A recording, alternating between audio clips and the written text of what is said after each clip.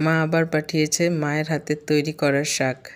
দাদা এসেছিল, দাদার হাত দিয়ে মা পাঠিয়ে দিয়েছে শাক। তাহলে আসো দেখি খুলে কি কি শাক পাঠিয়েছে মা আমার জন্য।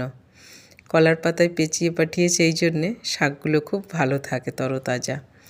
ওয়াও, কুমড়ো শাক পাঠিয়েছে। কুমড়ো শাক তো আমার ভীষণ ফেভারিট।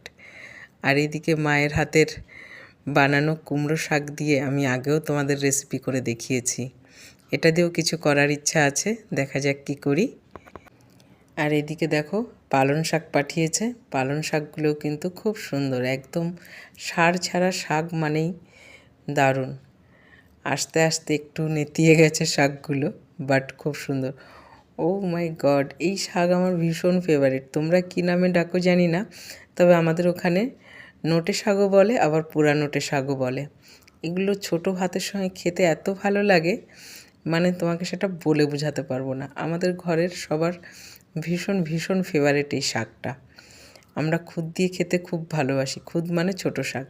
এখানে 3 রকমের শাক পাঠিয়েছে মা আমার জন্য। টাটা।